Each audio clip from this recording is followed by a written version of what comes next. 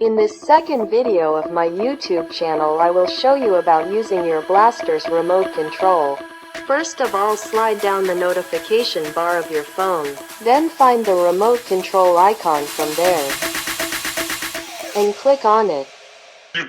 Then you can add the remote option here.